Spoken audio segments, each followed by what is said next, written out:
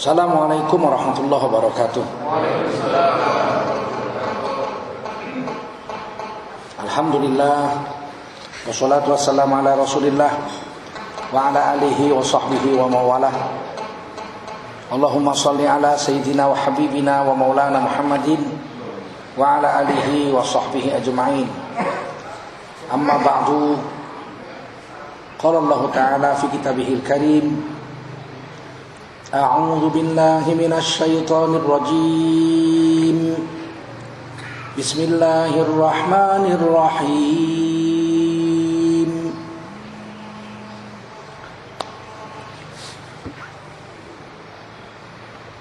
Was-sabiqunal awwaluna minal muhajirin wal ansar walladzina ittaba'uuhum bi ihsan radhiyallahu anhum wa radu anhu wa a'adda lahum jannatin tajri tahtaha al-anhar khalidina fiha abada dzalikal fawzul 'azim.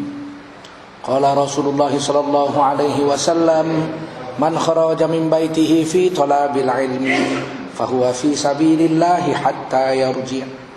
Baginda Rasul bersabda, siapa keluar dari rumahnya untuk mendapatkan ilmu, maka orang itu adalah orang yang berjihad fisabilillah sampai dia kembali ke rumahnya. Mudah-mudahan kita semua mendapatkan pahala jihad dari Allah SWT. Amin. Sadaqallahul azim wa sadaqa rasuluhun nabiyul karim wa nahnu ala dhalika minasy syahidin wasyakirin walhamdulillahi rabbil alamin. Bapak Ibu sekalian, wajiblah kita bersyukur pada Allah SWT. Salawat salam kita sampaikan untuk baginda Rasulullah SAW.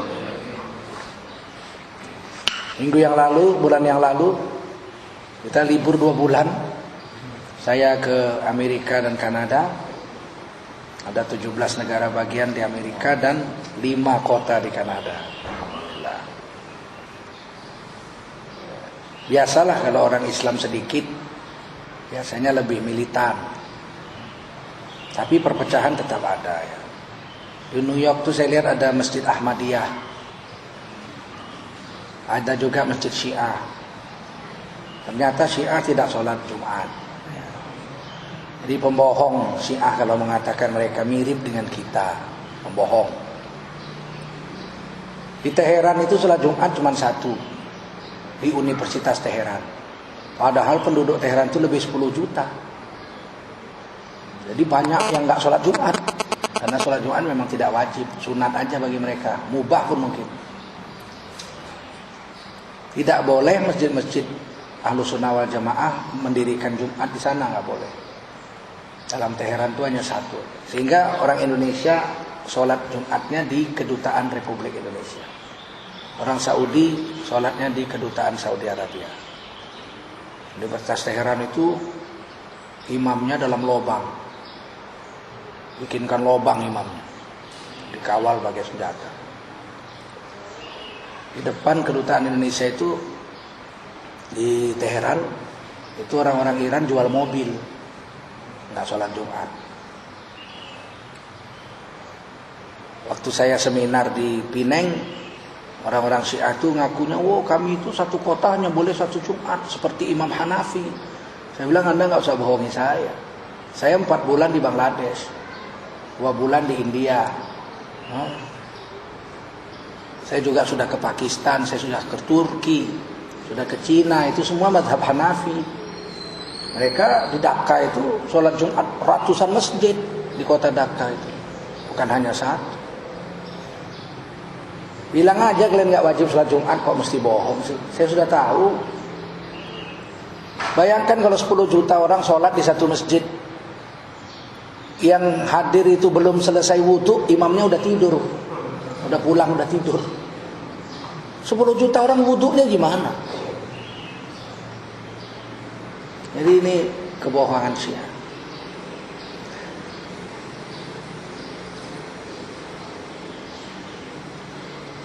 Kalau dulu 3 bulan yang lalu kita sudah bahas, sedangkan firman Allah aja diejek orang ya. Kalamu Rabbul Alamin Itu katanya waqad qalu fihi innahu asatirul awwalin.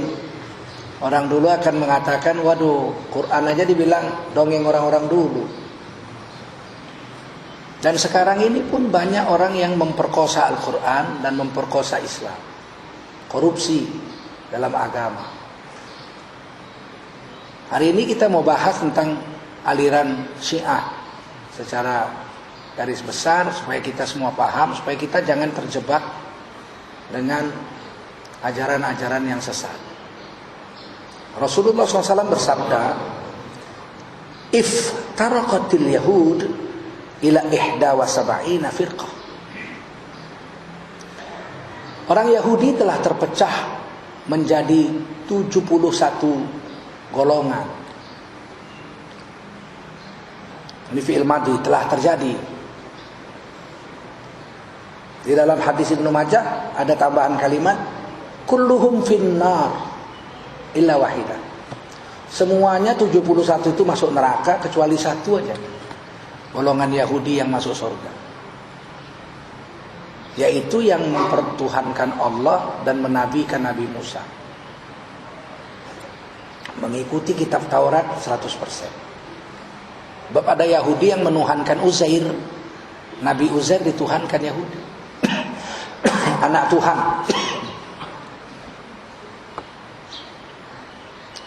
Wa iftaraqatin nasara ila 72 firqah. Dan telah terpecah belah orang-orang Nasrani itu menjadi 72 golongan.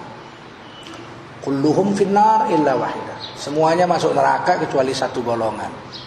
Siapa satu golongan Nasrani yang masuk surga? Golongan yang menuhankan Allah saja dan menabikan Nabi Isa serta berpegang pada Taurat dan Injil. Kenapa Taurat dan Injil? Karena Injil nggak punya hukum. Dalam kitab Injil itu tidak ada hukum. Injil itu hanya kisah-kisah aja. Kisah-kisah dan hikmah-hikmah hidup.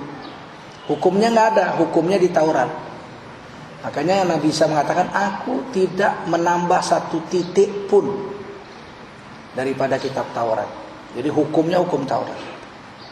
Orang Nasrani itu sholatnya kayak Nabi Isa, kayak Nabi Musa. Sholat. Mereka juga puasa 40 hari 40 malam. Mereka juga bayar zakat. Sisa-sisanya masih ada. Kristen Ortodoks Suriah. Paman Khadijah Waraqah bin Naufal itu pendeta Kristen Nasrani, menerjemahkan Injil dalam bahasa Arab. Masih ada sisa-sisanya itu Kristen Suriah Ortodoks Kos. Di Indonesia sudah ada sekitar 100 orang. Oleh orang-orang Kristen yang ada di Indonesia, dia ini Kristen Ortodoks Suriah ini dianggap sesat. Mereka sholat 7 kali sehari. Subuh, duha, zuhur, asar, maghrib, isya, tahajud. Tapi yang wajib 2, yang sunat 5. Kalau kita kan 5 wajib, 2 sunat. Duha dengan tahajud sunat, yang lain wajib. Kalau dia 2 wajib, 5 sunat. Menghadapnya Baitul Maqdis, bukan menghadap Ka'bah. Sholatnya nggak pakai ruku. Memang ruku itu hanya untuk umat Rasulullah Muhammad SAW. Mereka sholatnya berdiri juga, sujud juga, duduk, berdiri, sujud juga. Pakaiannya jubah, pakai serban juga, pakai jenggot. Cuman ada salibnya. Yang perempuan pakai jilbab. Kalau baca Injilnya pakai lagu juga. Mirip kita. Tapi bukan niru-niru, bukan. Sebab mereka lebih tua dari kita. Roy Martin salah satu penganut Kristen Ortodoks. Bintang film tahun 70-an, Roy Martin. Nah. Tapi dia masih mengakui 3 Tuhan. Tuhan Bapa, Tuhan Anak, dan Roh Kudus, sama juga. Kalau Kristen yang selamat tuh kaum Hawariyun. Ditulis di Quran tuh. Qala Isa bin Maryam lil Hawariyin, man ansari ilallah. Surah As-Saff ayat terakhir. Berkata Nabi Isa alaihissalam kepada kaum Hawariyun, siapa yang menolong agama Allah? Nahnu ansarullah. Qala al-Hawariyun nahnu ansarullah. Kaum Hawariyun mengatakan kamilah yang menolong agama Allah. Ada 12 murid Nabi Isa alaihissalam. Hawariyun artinya nelayan, pencari ikan, berbaju putih. Nah, jadi kalau hari Paskah atau hari Kristen, kalau menampilkan murid-murid Nabi Isa alaihissalam, itu pasti pakai baju putih-putih, jubah. Terus di pinggangnya ada sarang ikan. Jadi kalau orang nelayan itu kalau nangkap ikan kan dimasukkan ke tempat ikan itu terbuat dari, kalau di sini dari bambu lah. Masukkan ke situ ya.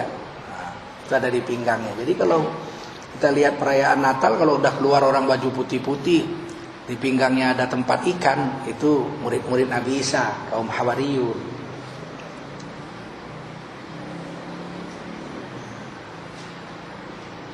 Ini golongan Nabi Kristen yang selamat. Dalam konsili gereja kedua di Nikea tahun 426, itu semua yang tidak setuju Tuhan Yesus itu adalah Tuhan, anak Tuhan, dibunuh semua. Dibasmi.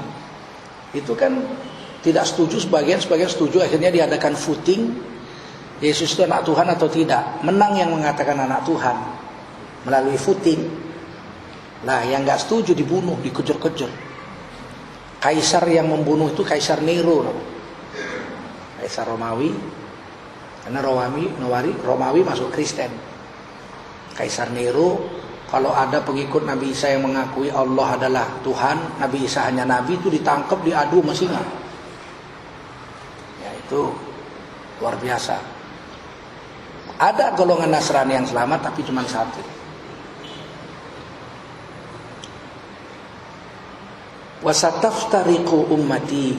Nah, ini udah fi'il mudhari. Kata kerjanya udah berubah. Kalau tadi fi'il madhi telah terjadi. Yahudi 71 golongan, Nasrani 72 golongan. Kalau Islam akan pakai sin, akan terjadi dan terus akan terjadi sampai kiamat. Nah, itu namanya mudhari. Ila 30 wa 70 firqah. Umatku itu akan terpecah dalam 73 golongan. Itu jalan. Sekarang sudah terjadi, zaman Nabi akan terjadi. Belum, zaman Nabi belum.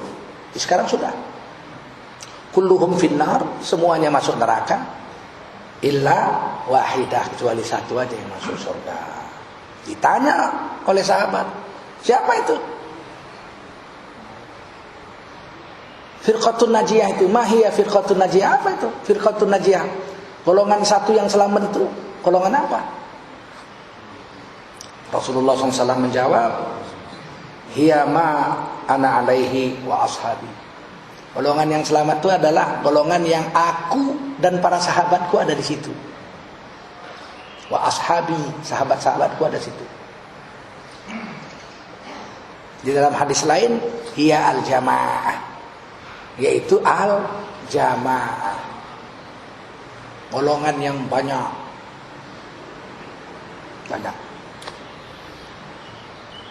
Kalau orang biasa membaca hadis ini, bukan ahli hadis, ahli bahasa Arab atau terjemahan, walaupun ahli bahasa Arab tapi bukan ahli hadis, pasti akan sesat memahamkan ayat hadis.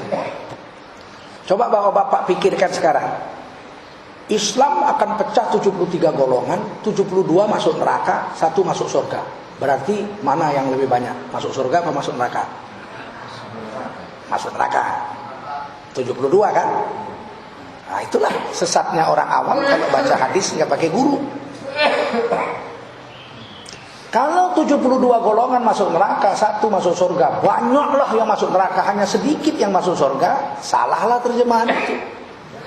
Kenapa? Karena Al-Quran mengatakan wa ashabul yamin, ma ashabul yamin, itu golongan kanan yang dapat catatan amal tangan kanan akan masuk surga, ya kan? Fi sidrim makhdudin wa talhim mandud wa dhillim mamdudin wa ma'im maskub wa fakihatin katsirah. Itu cerita di surah Waqiah. Ujung ayat itu apa? Sullatum minal awwalin wa sullatum minal akhirin. Golongan yang masuk surga dapat catatan amal tangan kanan. Banyak orang-orang dulu, sahabat-sahabat Nabi, semuanya, tabi'in, tabi'ut tabi'in, banyak. Wasullatum minal akhirin, banyak orang akhir zaman. Banyak. Siapa bilang sedikit?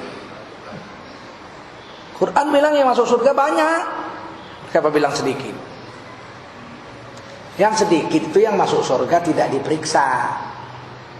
Begitu dibangkitkan hidup hari kiamat, ditaruh di bawah naungan aras, langsung digiring masuk surga, nggak diperiksa. Itu sedikit. Wasabiquna sabiquna ulaikal muqarrabuna fi jannatin na'im. Sullatum minal awwalin wa qalilum minal akhirin. Nah, kalau yang masuk surga nggak diperiksa-periksa, itu banyak sahabat-sahabat Nabi semuanya, tabi'in, tabi'ut tabi'in. Tapi sedikit orang akhir zaman tuh dikit. Kita model kayak kita ini nggak diperiksa. Model kayak kita diperiksa lolos saja udah syukur. Nggak diperiksa model kayak kita. Banyakan tidur daripada ibadah. Banyakan makan daripada sedekah. Bini 4, anak 20. Kapan sedekah sama fakir miskin? Untuk anaknya aja kurang. Untuk anaknya aja kurang. Ini sekarang di WhatsApp di mana-mana nih target suruh kawin lagi, kawin lagi, kawin lagi. Saya bilang kawin 1, 2, 3, 4 dalam Islam hukumnya mubah, jaiz, boleh, bukan sunat, bukan wajib. Semua kitab-kitab saya baca wa yajuzu an-nakaha arba'ah minan nisa'il huriyah. Dibolehkan kawin 4 atas wanita yang merdeka. Dibolehkan wa yajuzu, bukan wa yusannu, bukan wa yujibu, tidak disunatkan, tidak diwajibkan. Kok ngebetnya bukan main. Ayat Quran tentang fankihu ma taba lakum minan nisa'i mathna wa thulatha wa ruba' fa in khiftum alla ta'dilu fawahidah. Kalau kamu enggak mampu adil, satu lebih baik. Boleh menikahi wanita-wanita yang kamu mau nikahi, 2, 3 atau 4. Tapi kalau takut tidak mampu adil, satu lebih baik. Ini ayat kan memerintahkan kita kawin banyak. Itu ayat untuk mengurangi istri, bukan menambahin istri. Itu ayat untuk mengurangi istri, bukan nambah. Gimana sih? Dulu zaman jahiliyah, sahabat-sahabat Nabi itu waktu masih belum Islam, istrinya banyak. Sebab perempuan gak ada haknya. Dikawini besok dibuang boleh, dikawini besok digade boleh, digadai. Aku gak ada duit nih, butuh duit 10 dinar, nih istriku pakai dulu 4 bulan, duit mari, boleh. Lah, zaman jahiliyah boleh digade. Hadis-hadis sahih menunjukkan gade istri. Hadis-hadis sahih. Ada orang kafir yang menghina Nabi, dipancung sama sahabat itu, nyamar sahabat, pura-pura kawan, makan malam segala macam itu, pura-pura mau gade istri, pancung.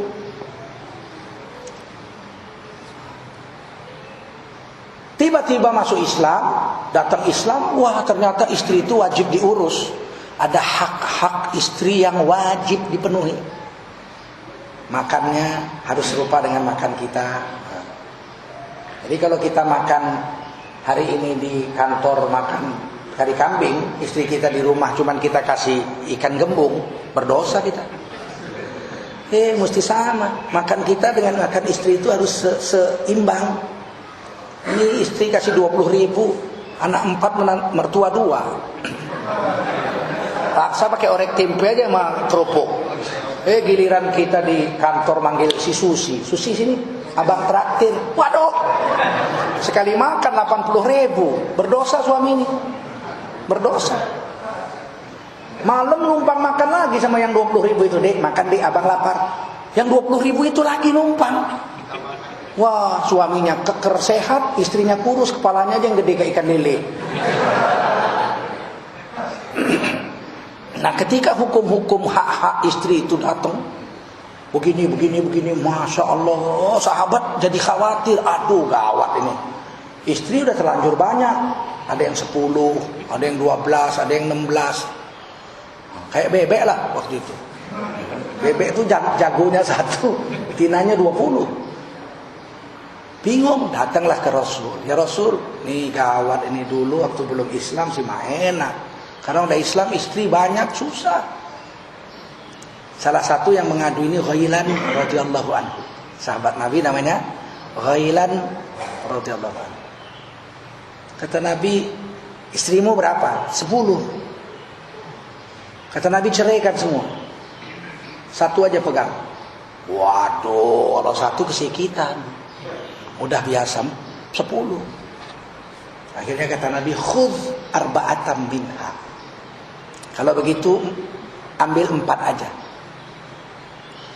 Yang sisanya ceraikan, biar bisa kawin sama orang lain. Jadi kurang, bukan tambah. Turun ayat itu, suami-suami malah mengurangi istri.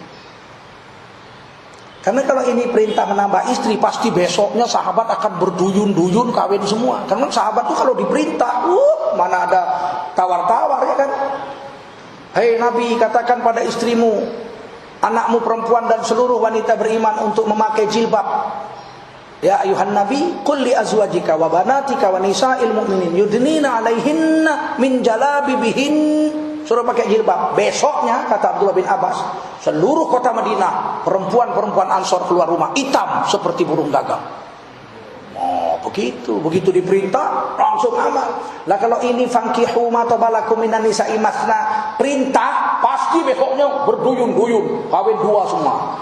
Kenyataannya tidak, karena memang bukan perintah. Nikah itu hukumnya boleh, mubah. Mau 1, mau 2, mau 3, mau 4, mubah, silakan aja. Tapi jangan merasa hebat. Istri saya 3. Terus apa hebatnya? 3 kenapa? Apa bedanya dengan 1? Kan sama-sama mubah. Jangan dipromosikan. Masa ada orang mempromosikan makan nasi? Marilah makan nasi. Lah nggak usah dipromosikan, semua orang makan nasi.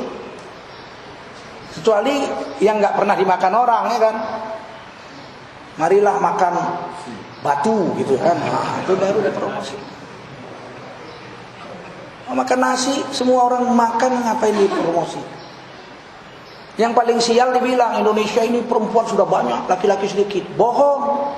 Buka statistik pemilu 2014 kemarin. Laki-laki itu lebih banyak 9 juta dari perempuan. Jadi artinya kalau semua laki-laki nikah 1, ada 9 juta perempuan nganggur, nggak punya suami. Apalagi poligami, berapa banyak yang nganggur? Laki-laki nganggur, bukan perempuan. Kalau semua laki-laki kawin 1, ada 9 juta laki-laki yang nganggur, nggak punya istri. Jadi jangan sembarangan kalau ngomong, jangan sembarangan. Ada data yang benar. Bukan di Google statistik penduduk Indonesia, cuma. Jadi jangan sembarangan kita membicarakan sesuatu yang salah, keliru, orang sesat. Paham? Yang udah kawin 2 udah biar aja, kan nggak saya marahi. Silakan aja.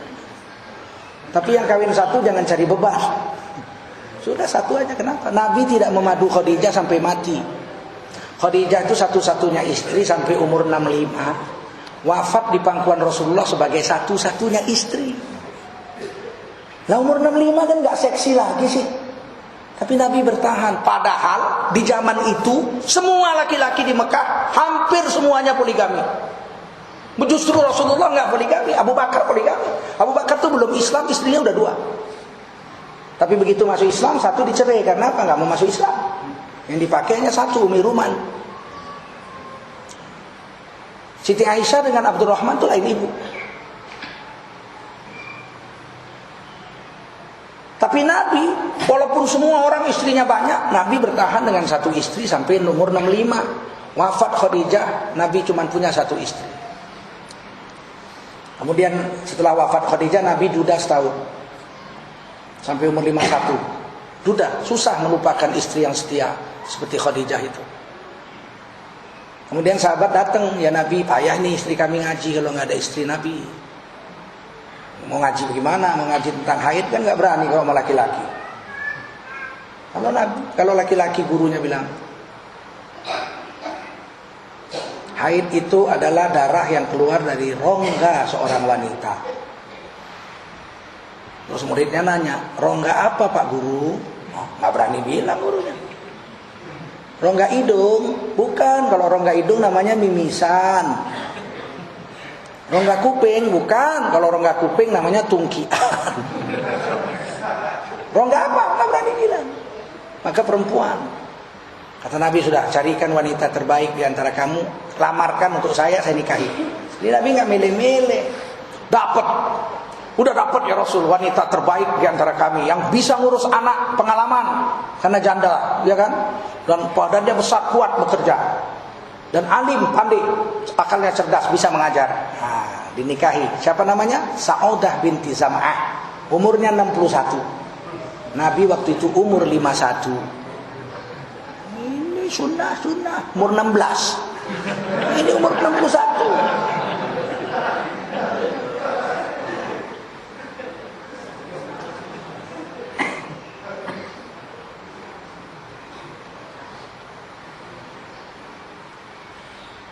Barulah di akhir tahun yang sama, malaikat Jibril bawa daun dari surga. Hadis Tirmidzi hasan sahih. Ya Rasul, nikahi wanita ini. Wah, di daun itu ada foto perempuan. Nabi lihat, nggak kenal Nabi. Nabi kan nggak pernah lihat wajah perempuan. Siapa? Nabi bawalah ke rumah kakaknya Sayyidina Ali, Ummi Hani radhiyallahu anha. Ya Ummi Hani, siapa perempuan ini? Dilihat, ini anak Abu Bakar. Wah, saya diperintah Allah untuk nikah sama dia. Loh, masih anak-anak, masih umur 9 tahun. Ya, saya diperintah.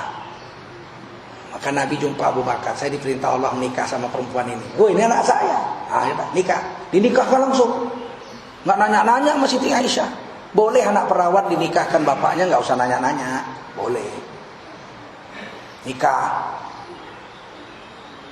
Nanti setelah dewasa Siti Aisyah di Madinah baru diambil oleh Rasul. Jadi selama belum dewasa masih dipelihara Abu Bakar Siddiq, diberi makan, tinggalnya dengan Abu Bakar Siddiq radhiyallahu anhu, tapi sudah jadi istri Nabi.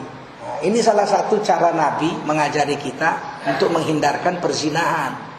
Anak-anak kita kuliah tapi pacaran, kan haram. Nikahkan aja. Loh, belum kerja, nggak apa-apa, nikah. Yang satu dikasih makan bapaknya, anak kita kasih makan. Jangan campur dulu, jangan punya anak dulu, kuliah dulu, tapi kemana-mana sama boleh. Belajar bareng boleh, jalan-jalan bareng boleh, cubit-cubitan hidung boleh, orang istrinya, kan istrinya. Setelah nanti kerja, udah punya kerjaan, baru bikin rumah sendiri, bawa boyong istrimu. Sementara belum kamu kerja, biar tinggal sama saya. Tapi sudah nikah, ini sudah dibuat Nabi ini. Orang Jawa dulu buat namanya nikah gantung. Kawan saya SD kelas 5 main-main sama saya. Yang namanya anak-anak ya. Main-main gundu, main karet gitu kan. Terus kata abangnya, "Ya jodolanan karo adikku." "Apa?" "Adikku wis kawin." "Loh, kok kawin apa sih kelas 5 kok? Masih kelas 5 kok udah kawin?" "Loh, iya wis kawin gantung." "Oh ya wis. Kowe wis kawin?" "Wis." "Wis duwe bojo?" "Wis." "Oh wis lah kowe ojo main-main karo aku karo wong wedok ae. Aku ditabok karo bojomu." Sudah diamalkan oleh orang Jawa itu sunnah Rasulullah itu, menghindarkan perzinahan. Kita sekarang ikut orang barat, bukan ikut Rasulullah. Dibiarin anak pacaran sampai 10 tahun, nggak kawin pula itu. Udah remuk anak kita di emak-emak, nggak jadi kawin.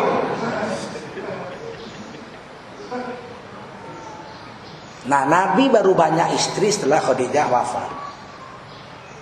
Bukan berarti tidak boleh memadu istri pertama, cuma Nabi nggak buat. Poligami itu boleh, tapi tidak sunat, tidak wajib. Baik, kita lanjutkan.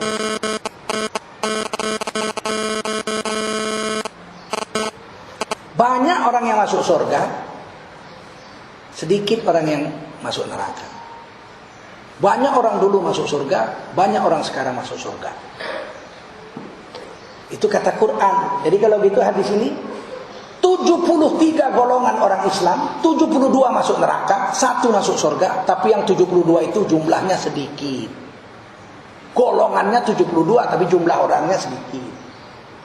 Yang masuk surga satu golongan, tapi banyaknya bukan main. Begitu harus menerjemahkan hadis ini baru pas. Lia Eden 5 orang. Ahmad Musodik 40. Ahmadiyah 500.000. Begitu Syiah 100 juta. Sedikit. Madhab Hanafi 700 juta. Madhab Syafi'i Ahlus Sunnah wal Jamaah 500 juta. Madhab Maliki 300 juta. Gitu. Hambali mungkin 50 atau 100 juta. Itu Ahlus Sunnah wal Jamaah 1,5 miliar masuk surga dari 1,7 miliar. Harus begitu mengartikan hadis. Siapa yang selamat? Aku dan sahabat ada situ. Kita lihat sekarang Syiah. Adakah Syiah mengakui sahabat-sahabat Nabi? Tidak. Syiah bilang seluruh sahabat Nabi masuk neraka jahanam. Kafir karena menolak Sayyidina Ali jadi khalifah, mengangkat Sayyidina Abu Bakar jadi khalifah. Kafir karena mengkhianati, padahal Nabi sudah melantik Sayyidina Ali di Ghadir Qum pulang haji. Padahal nggak ada begitu. Mana ada dilantik? Ya, tidak ada dilantik. Kalau ada dilantik, masa sahabat semuanya sepakat mengkhianati Rasulullah? Nggak mungkin. Buat apa jadi khalifah miskin kok? Abu Bakar Siddiq jadi khalifah miskin. Bukan kayak sekarang jadi presiden kaya. Oh, jadi lurah aja kaya sekarang.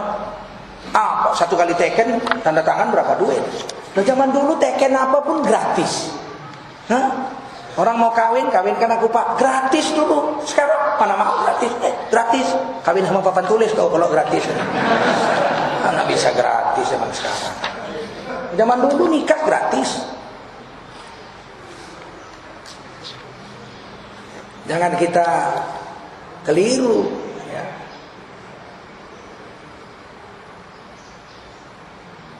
Ada ustadz membela.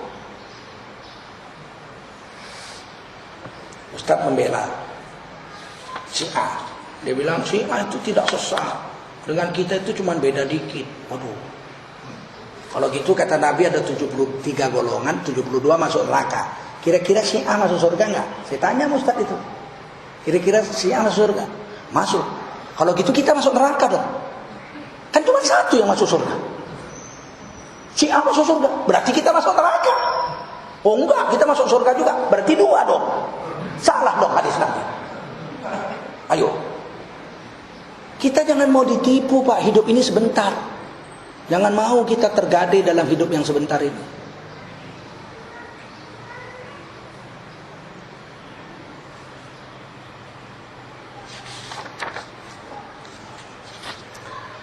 Kata ustadz, ada satu ustadz besar di Indonesia bilang Syiah sama kita sih mah beda sedikit. Beda sedikit apanya? Majelis Ulama Indonesia pada tahun 1984 sudah mengeluarkan fatwa. Isinya apa? Mewaspadai masuknya Syiah ke Indonesia. Karena Syiah dengan kita Ahlus Sunnah wal Jamaah berbeda dalam usul-usul agama. Jadi berbeda dalam pokok-pokok agama. Bukan berbeda dalam ranting-rantingnya. Itu Majelis Ulama Indonesia tahun 84. Kita beda dengan Syiah itu pokok-pokok agama, bukan rantingnya. Di mana bedanya? Di rukun iman dan rukun Islamnya. Rukun iman kita berapa? 6. Rukun iman Syiah 5. Nah, kan beda. Rukun iman kita percaya kepada Allah. Rukun itu yang pertama. Rukun iman Syiah yang pertama tauhidullah, mentauhidkan Allah. Okelah mirip-mirip. Yang kedua percaya pada malaikat. Malaikat-malaikatnya Syiah. Yang kedua nubuwah, percaya pada nabi. Yang ketiga kita percaya kepada kitab.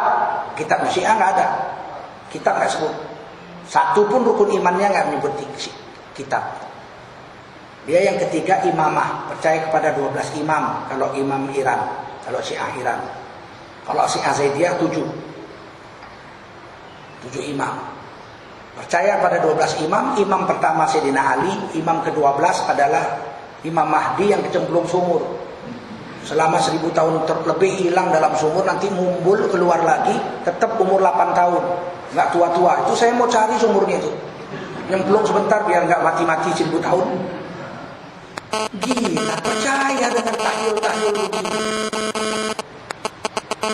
Dan kafir kalau nggak percaya.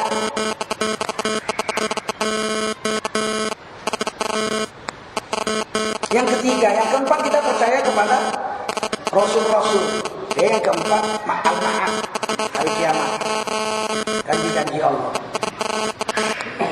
Yang kelima, kita percaya pada hari kiamat, ya al-adlu, pengadilan, hari pengadilan. Yang keenam, kita percaya kepada takdir yang baik dan takdir yang buruk. Wabil qadari khairihi wa syarihi. Iya, nggak ada. Nggak ada percaya pada kitab-kitab, nggak ada. Tauhidullah, mentauhidkan Tuhan, nubuah, menabikan Nabi Muhammad, imamah, percaya pada 12 imam kalau Syiah Iran, al-ma'ad, janji-janji Allah di hari kiamat, dan al-adlu, pengadilan Allah hari kiamat, 5. Nggak ada percaya pada Quran.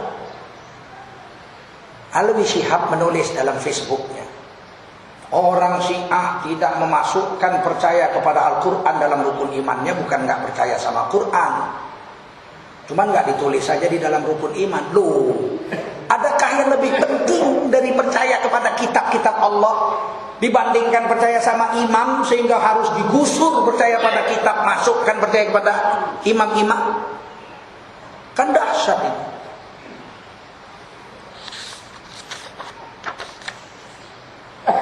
Rukun Islam kita berapa? Rukun Islam Syiah 5, tapi nggak sama. Ini hadis Bukhari Muslim loh.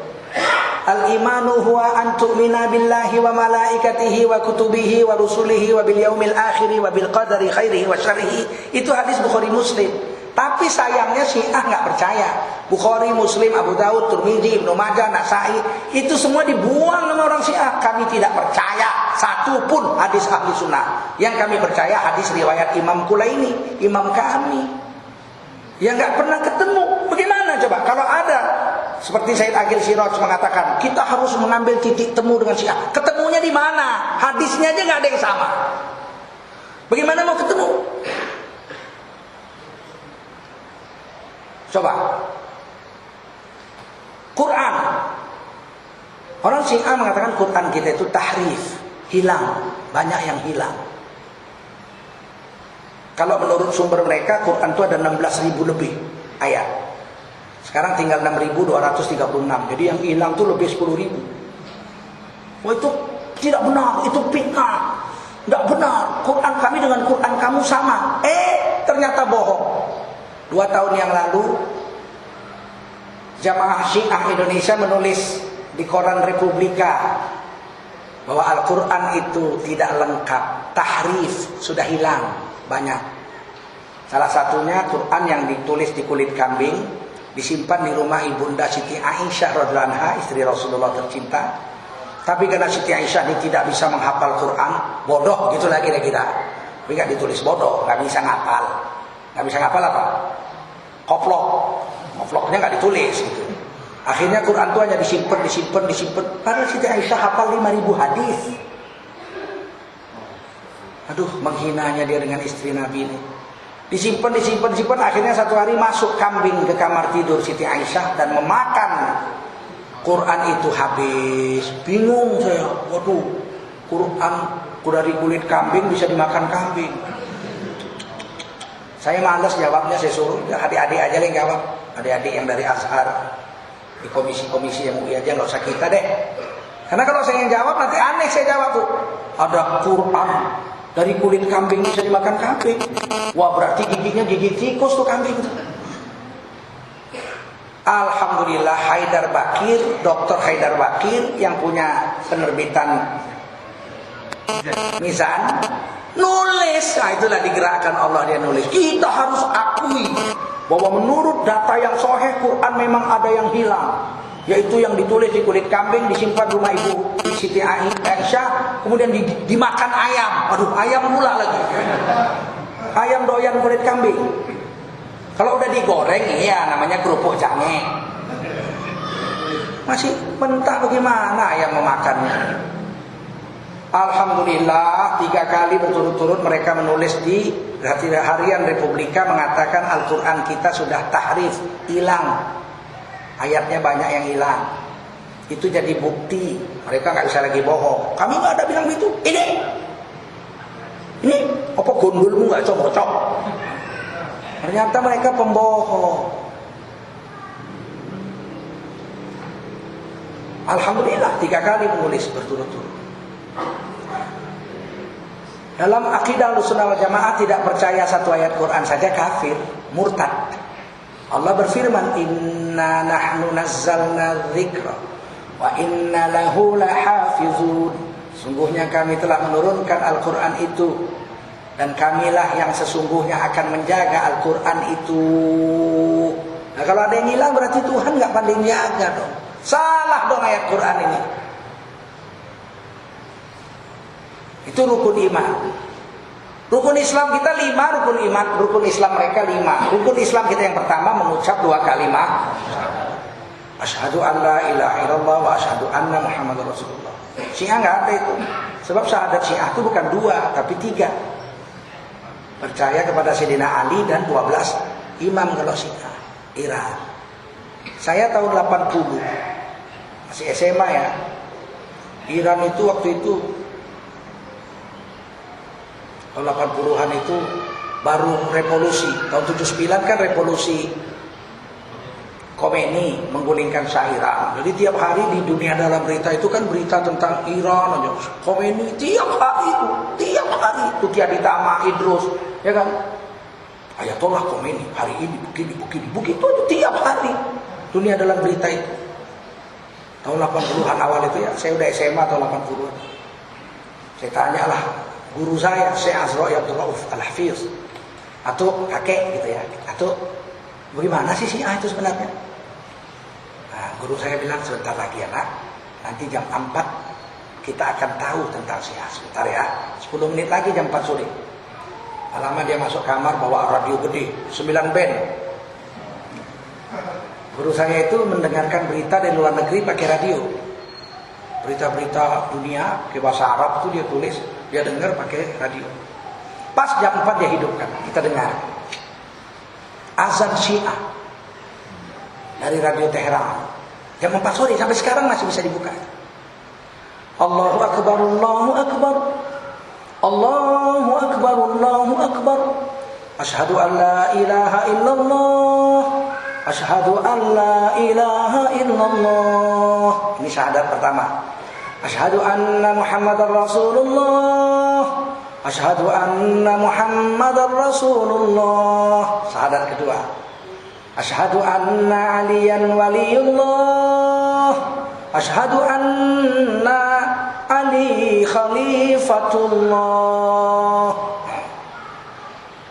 Hayya 'alas shalah, hayya 'alas shalah, hayya 'alal falah, hayya 'alal falah, hayya 'ala khairil amal, hayya 'ala khairil amal. Allahu akbar, Allahu akbar, la ilaha illallah. Ini azan Syiah. Sekarang bisa dilihat di YouTube azan Syiah. Muncul tuh. Syahadatnya 3. Siapa bilang kita dengan Syiah beda sedikit? Sedikit-sedikit beda kalau kita dengan Syiah. Bukan beda sedikit tapi sedikit-sedikit beda. Rukun iman, rukun Islam kita 2 kalimat syahadat, diucap dengan lidah, dibenarkan dengan hati, diamalkan dengan anggota tubuh. Kalau Syiah rukun pertamanya sholat. Sholat sama dengan sholat kita? Enggak. Sholat Syiah 3 waktu. Subuh, zuhur sama asar digabung di asar. Maghrib dengan isya digabung di isya. Sholat 3 waktu. Kita sholat 5 waktu. Dia bilang nggak ada sholat maghrib, nggak ada. Yang ada itu isya digabung aja maghrib di sana. Tuh nggak ada dalilnya. Kok nggak ada dalilnya? Allah bilang tarafayin nahar. Kita disuruh sholat 2 tepi siang. Dua tepi siang itu apa? Subuh dengan maghrib. Dua tepi siang. Sholat isya apa? Surah An-Nur. Jangan kau masuk ke rumah bapak, ke kamar bapakmu setelah sholat isya. Setelah sholat isya tidak boleh. Sholat tengah hari ada nggak? Ada. Hafidhu ala salawat wa salatil wusta wa qumu lillahi qanitin. Jaga sholat lima waktu dan sholat tengah-tengah. Wusta. Ada. Kalau di hadis sudah jelas lah. Sholat 5 kali. Subuh, zuhur, asar, maghrib, isya. Oh, kami tidak pakai hadis Anda. Iya, dia punya hadis sendiri. Tapi Quran ada, Quran. Nah, kemarin sebelum saya ke Amerika sempat ada anak-anak gadis bawa buku kecil Islam sholat 3 waktu. Kan ada itu sholat 3 waktu. Sholat, itu Syiah, udah jelas. Tapi dia nggak ngaku Syiah. Syiah ini kan pembohong, penipu. Tahun 96 saya kirim salam kepada Jaludin Rahmat pakai telepon. Ja'far Al-Hadi kirim salam sama Anda. Siapa itu? Menteri Agama Iran. Oh, demi Allah, saya bukan Syiah. Wallahi, saya bukan Syiah. Loh, yang bilang inti Syiah siapa? Saya nyampaikan salam Profesor Dr. Ja'far Al-Hadi. Kok ngeles-ngeles Syiah? Berarti Syiah. Bener.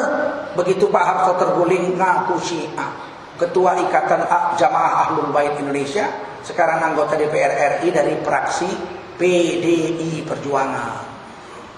Semua aliran sesat itu adanya di PDI. Siapa yang nyoblos PDI tobat? Semua undang-undang yang Islam, yang membela Islam itu PDI itu walk out, menolak undang-undang pengadilan agama, undang-undang pornografi, undang-undang pendidikan, undang-undang bank Islam, undang-undang asuransi Islam, perda-perda syariah. Oh, PDI mabok dengar itu. Mereka paling benci, tapi menang pemilu karena orang Islam ini nggak ngerti, bodoh orang Islam.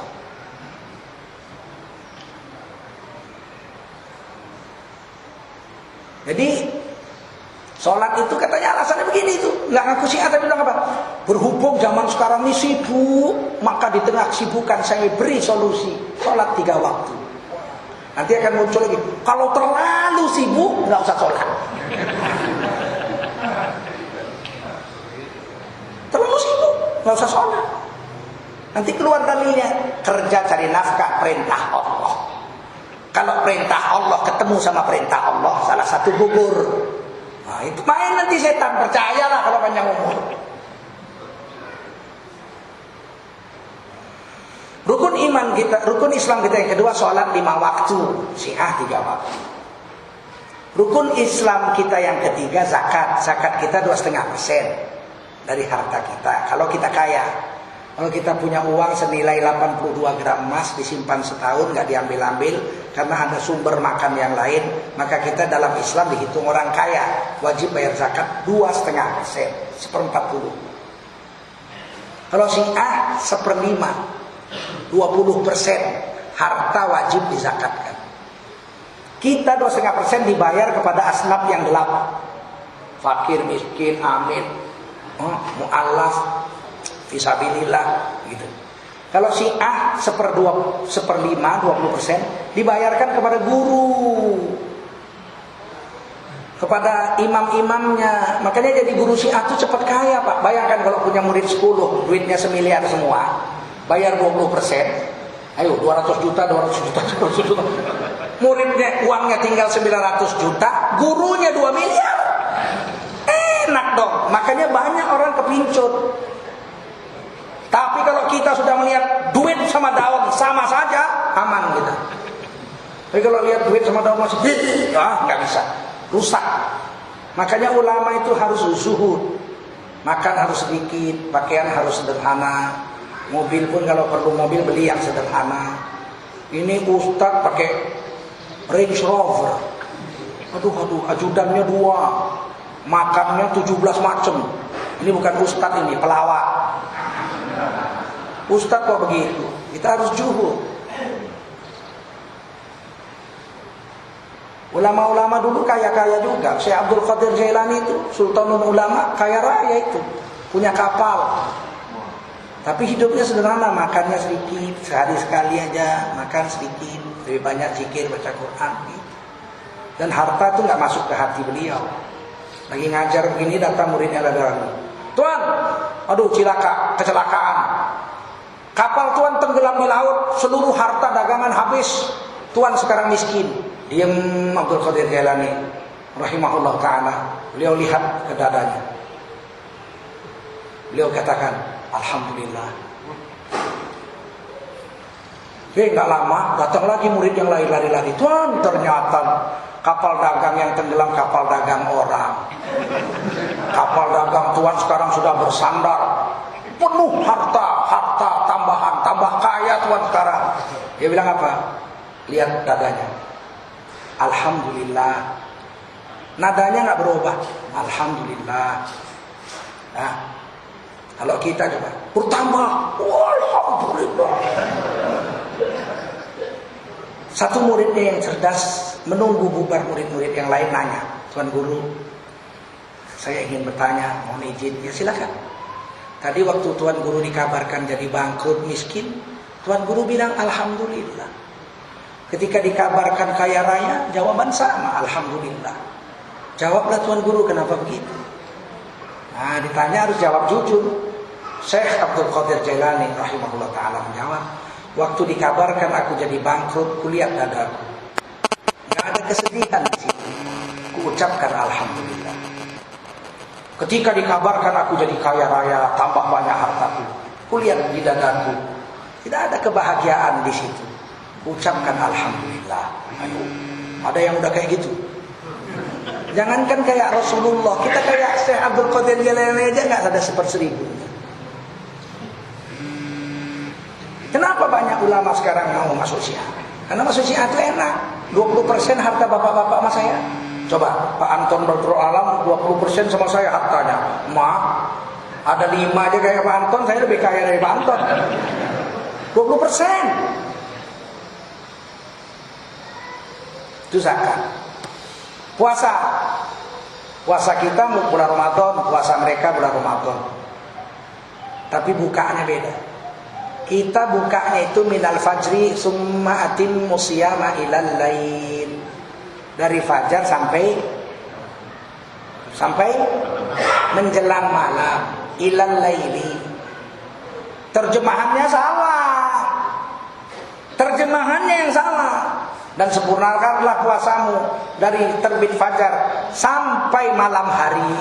Lah Syiah buka puasa itu tengah malam, jam 11 baru buka puasa. Setelah timbul bintang-bintang, terbit bintang-bintang, baru mereka buka. Persis orang Yahudi. Yahudi itu bukanya malam. Mereka sesatkan anak-anak muda kita yang nggak belajar bahasa Arab. Kamu buka puasa jam berapa? Beduk maghrib. Belum malam, lihat, belum malam. Belum malam maghrib, baca Quran. Kemudian sempurnakan puasamu sampai malam hari. Malam.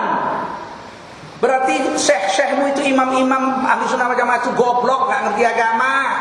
Terjemahannya sampai malam. Kenapa maghrib? Maghrib belum malam. Ketipulah anak-anak muda kita. Padahal itu di situ dibilang summa atimmu siyama ilal lail. Kemudian sempurnakanlah puasamu itu ilal laili, sampai malam hari. Itulah miskinnya bahasa Indonesia. Hatta laila itu diterjemahkan sampai malam hari juga. Ilal laili, ila sampai malam hari juga. Padahal hatta laila dengan ilal laili beda jauh. Terjemahannya yang sama, salah. Dalam bahasa Arab gini, akal tu sama kata ila roksiha. Aku makan ikan sampai kepalanya. Bahasa Indonesianya. Akal tu sama kata ila roksiha. Aku makan ikan sampai kepalanya. Akal tu sama kata hatta roksaha. Sama, aku makan ikan sampai kepalanya. Tapi artinya berbeda jauh. Meskipun terjemahannya sama. Akal tuh sama kata ila roksiha, aku makan ikan sampai kepalanya berhenti, kepalanya nggak aku makan, aku sisakan untuk kucing. Itu kalau ila roksiha. Tapi kalau akal tuh sama kata hatta roksaha, aku makan ikan sampai kepalanya pun habis aku makan, sampai kucing terpelunguk gitu. Bagianku mana gitu. Quran mengatakan summa atimmu siyama ilal lail. Kemudian sempurnakanlah puasamu sampai menyentuh malam, enggak ikut malamnya. Karena ilal lail. Seandainya Quran bilang hatta laila, samalah kita buka dengan orang Yahudi dan orang Syiah tengah malam. Itu bedanya, jangan dibilang sama. Yang kelima, naik haji. Haji Syiah itu nggak boleh pakai payung. Kalau kita nggak boleh pakai peci kalau pakai ihram. Laki-laki nggak boleh tutup kepala, nggak boleh pakai serban, tapi boleh pakai payung. Itu makanya waktu saya di Mekah kan 96-97 musim panas, musim haji. Itu orang-orang Syiah itu busnya itu atapnya dipotong. Angus, lemes. Aduh kasihan. Jam 4 sore itu saya lihat itu di Mina orang tuh nebus lemes. Aduh. Musim panas atapnya dipapas. Bayangkan kalau pakai ihram dari Iran itu dibuka atapnya itu musim panas gosong itu. Tapi sayangnya cuma besar yang dipapas atapnya, kapal terbang enggak. Maunya kapal terbang potong juga atapnya.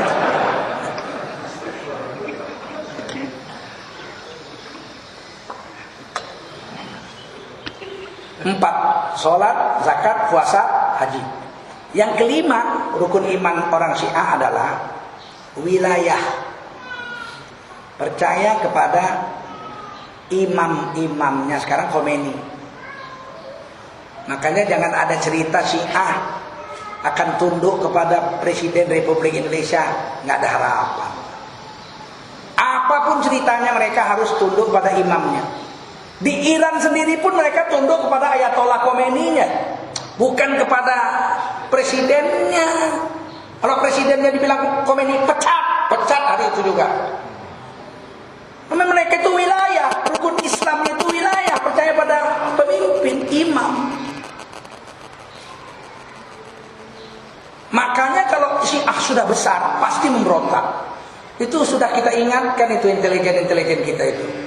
Seluruh ulama sudah bilang, waspadai Syiah, mereka ini pasti akan memberontak dan membahayakan NKRI. Di mana Syiah besar nggak ada yang aman, nggak ada, jangan cerita.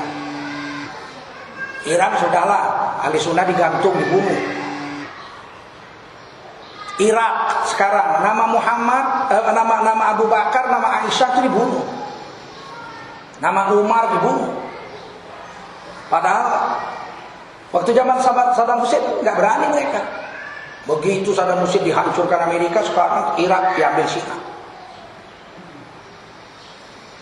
Suriah, Syiah itu hanya 20%, 80% Ahlus Sunnah. Ditembak itu dari zaman Hafiz al-Assad sampai zaman Bashar ini.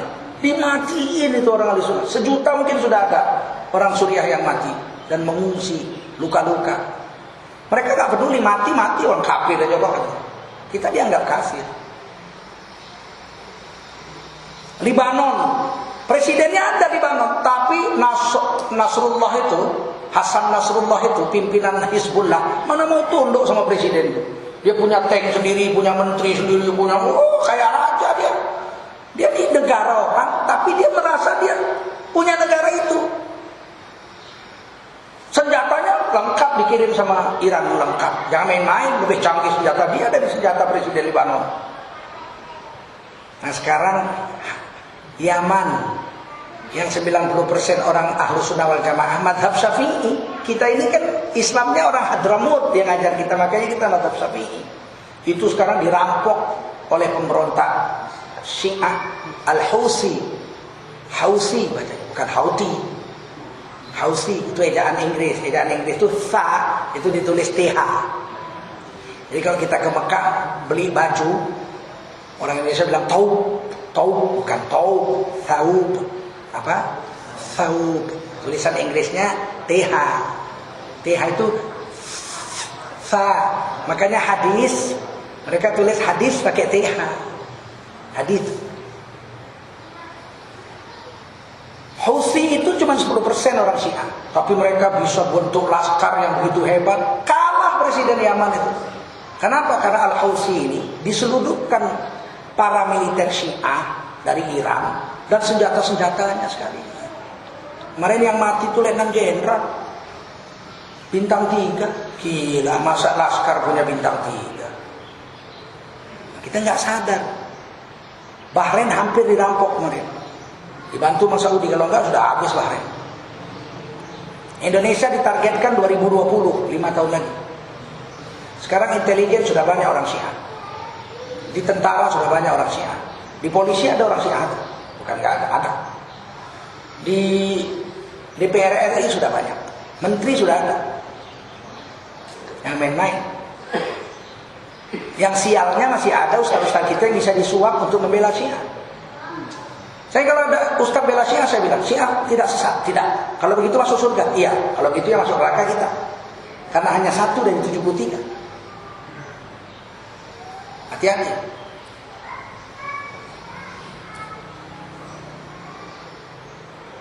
Ternyata di Kanada, di Amerika, masjid-masjid Syiah itu tidak buat sholat Jumat.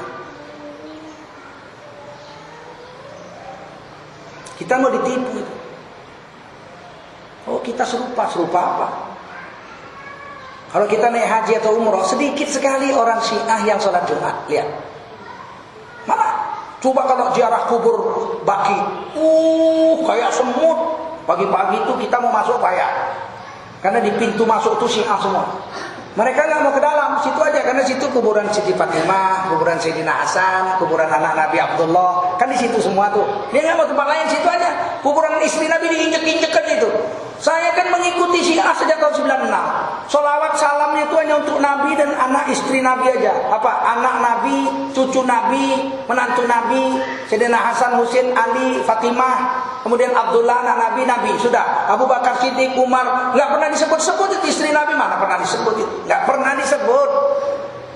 Saya tanya, kenapa kau nggak sebut-sebut istri Nabi, Abu Bakar, Umar ada di situ? Kau ngadep kuburan Nabi, sholawat sama Nabi aja. Abu Bakar, Umar nggak pernah kau salam sama mereka. Diam aja nggak jawab. Jadi inilah ngerinya. Tidak ada orang yang dendam sampai 1400 tahun. Nggak ada. Dia bilang Siti Aisyah itu selingkuh, pelacur. Wah, masa malaikat Jibril diam aja nggak ngasih tahu istri Nabi melacur? Berarti kan malaikat Jibril ikut selingkuh. Minimal melindungi perselingkuhan. Dan Allah nggak kirim wahyu memberitahu Siti Aisyah itu pelacur, selingkuh. Berarti Allah ikut selingkuh dong. Melindungi perselingkuhan. Kan bahaya. Ini bukan menghina Nabi, ini menghina Rasul.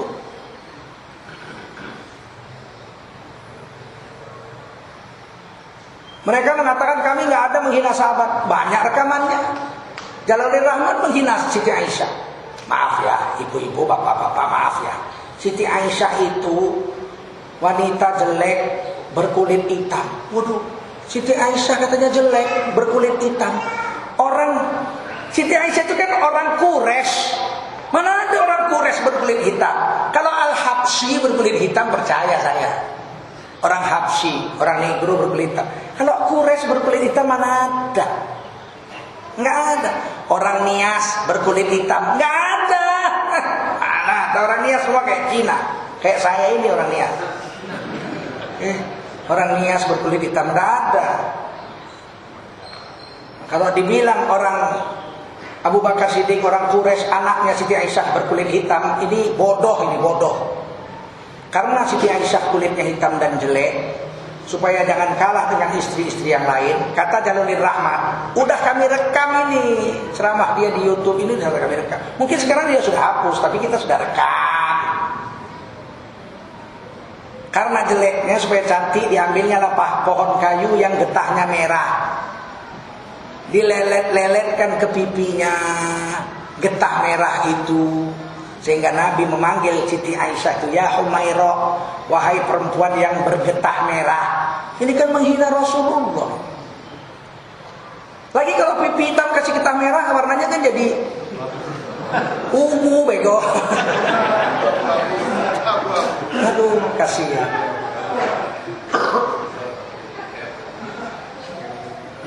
Rasulullah itu memanggil istrinya dengan panggilan yang terbaik. Panggillah istrimu dengan panggilan yang membuat istrimu itu bangga.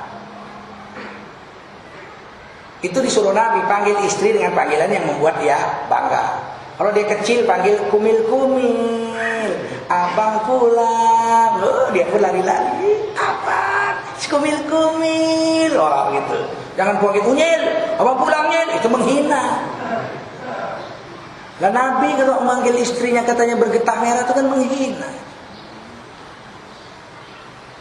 Jadi bukan menghina Nabi dan bukan menghina Siti Aisyah, tapi menghina Nabi. Jadi terakhir saya pesankan, Imam Syafi'i bersabda, aku tidak pernah menjumpai orang yang paling banyak pembohongnya kecuali orang-orang Syiah. Bahkan Imam Hambali mengatakan, jangan sholat di belakang orang-orang Syiah. Mereka bukan bagian dari Islam. Alhamdulillah Majelis Ulama Indonesia tahun 2014 ini mengadakan, 2015 ini mengadakan Kongres Umat Islam Indonesia ke-6, Syiah nggak diundang. Saya diwawancarai, kenapa nggak diundang? Syiah di luar pagar, nggak masuk golongan kita, habis. Marah-marah ya, biar aja marah-marah. Emang iya kok. Ini kan Kongres Umat Islam Indonesia, bukan Kongres Umat Islam Syiah. Umat Islam itu semuanya Sunni, nggak ada yang Syiah. Kalau Kongres Umat Islam di Iran, kita nggak diundang juga, sama. Ahli Sunnah nggak diundang. Sudah, ya, jalan-jalanlah sama-sama ya kan, nggak usah ngotot-ngotot ya kan.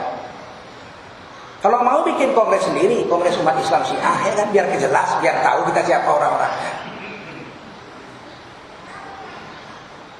Sampai sini, mudah-mudahan kita tidak terjebak dengan Syiah. Jangan kawin mut'ah. Kemarin ada orang-orang bule ngaji sama saya, ada yang Islam, ada yang enggak. Terakhir yang tidak Islam pun nanya, bagaimana menurut pandangan Anda nikah mut'ah? What do you think about mut'ah? Orang kafir Amerika yang enggak Islam nih nanya mut'ah. Saya bilang, from the point of view, we Ahlus Sunnah wal Jamaah, we denied mut'ah. It is not the way of the Prophet SAW. It is forbidden. Haram hukumnya, nggak boleh. Itu bukan ajaran Nabi. Kami memandang seperti itu. But some of Muslims do it. Beberapa orang Islam melakukannya. That is Syiah. That is not Muslim. From Ahlus Sunnah wal Jamaah. That is Syiah. Terus dia bilang, what do you think about Syiah? Haram, forbidden. Terus dia bilang apa? That's good. Because according to me, mut'ah is to legalize prostitution. Menurut mereka orang tidak Islam itu, mut'ah itu adalah legalisasi pelacuran. Legalisasi pelacuran itu. Coba kita panggil perempuan, Susi, ya, yuk ikut saya ke kamar ya. Ayo Om. Susi, saya Om. Saya nikahi kamu malam ini sampai azan subuh. Maharnya 500.000. Walinya Allah, saksinya kiraman katibin. Ya Om, saya terima. Jadi besok malam cari lagi yang lain, Jamilah. Ini apa namanya? Nikah. Nikah gondolmu ini prostitusi. Cuman pakai ijab kabul aja.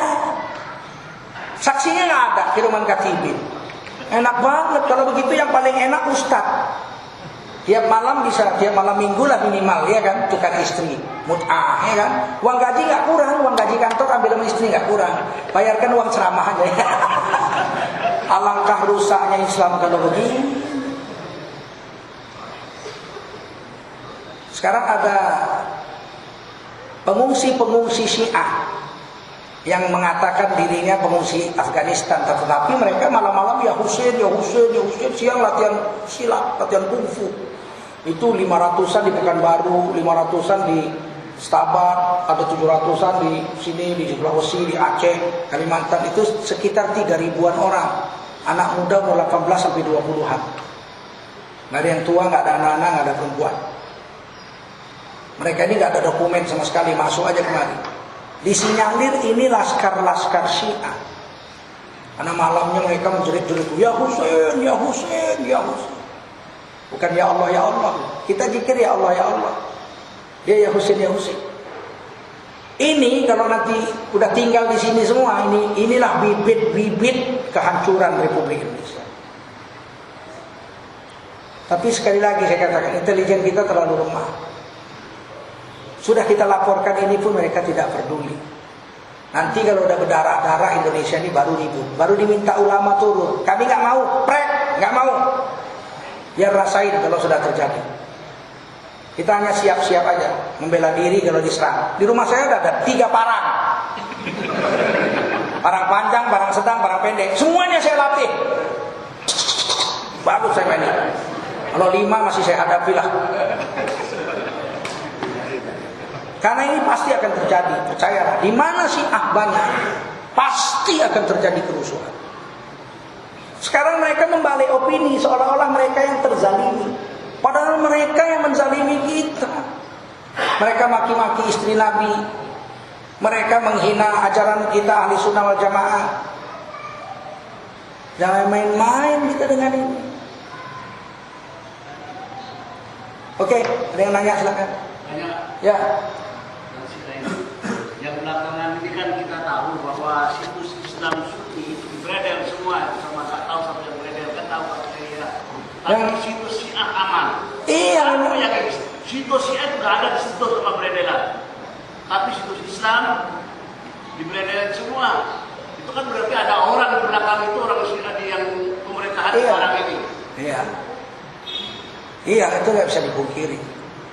Kalau dikatakan situs yang beredar adalah situs-situs yang membawa radikalisme, Panji Masyarakat nggak radikal. Panji Masyarakat itu didirikan oleh Buya Hamka. Dulu namanya majalah Panji Mas. Kemudian sekarang jadi situs internet Panji Mas. Itu yang duduk-duduk di intelijen masih orok, belum bisa nyusu sama mamanya. Itu Panji Mas sudah lahir. Tidak pernah Panji Mas cacat seumur hidupnya. Saya ini termasuk yang langganan Panji Mas ketika masih tulisan dan membaca sampai sekarang situsnya. Di beredar. Ini udah ada permainan. Percayalah Indonesia ini sekarang sedang diobok-obok. Yang baik-baik dijebloskan ke penjara. Dicari-cari salahnya. Kalau dicari salahnya, semua orang dapat. Bikin aja, salah aja, bisa dapat. Siapa yang nggak salah? Kalau dicari salah. Oleh karena itu, waspada aja kita. Nggak apa-apa, situs Islam berangus. Sekarang dibuka lagi sebagian. Bikin aja lah apa yang kalian bisa bikin terhadap orang Islam di Indonesia. Bikin aja. Satu hari nanti kan air ini kalau udah penuh, meluap, tumpah juga.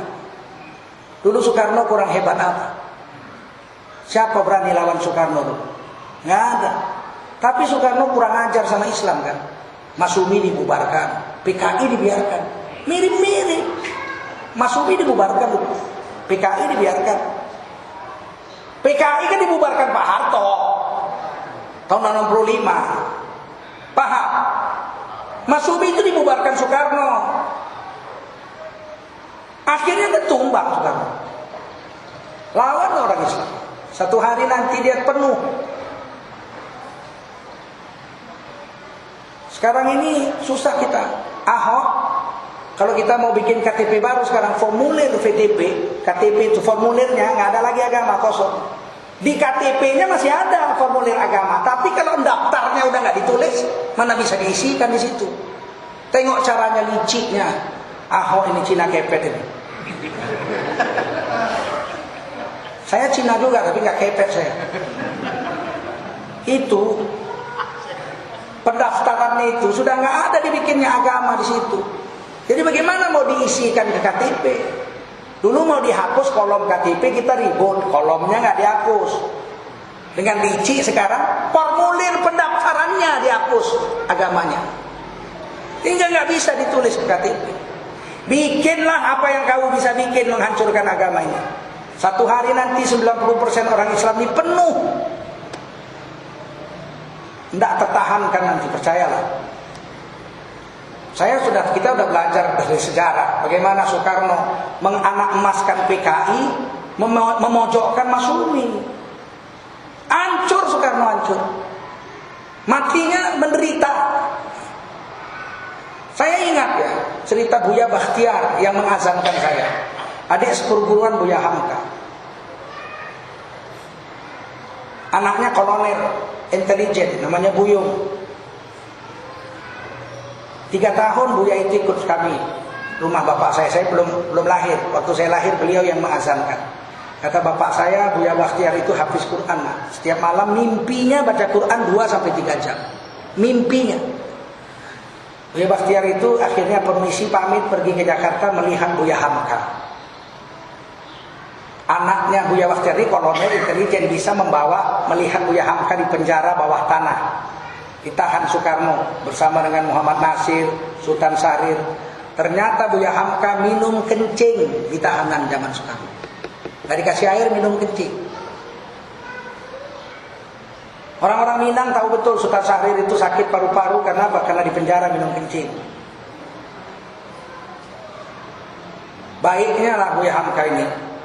Begitu dia keluar dari penjara, alhamdulillah saya di penjara ada hikmahnya, saya bisa menulis tafsir Al-Azhar. Begitu Soekarno mau mati, Soekarno bikin wasiat. Kalau saya mati, Buya Hamka diminta jadi imam sholat jenazah saya. Mau Buya Hamka itu, mau. Begitulah hebatnya hati seorang ulama. Mungkin kalau kita dipenjarakan minum kencing, terus yang memenjarakan kita bilang, tolong Pak, sembayangkan jenazahku kalau mati. Kita bilang apa?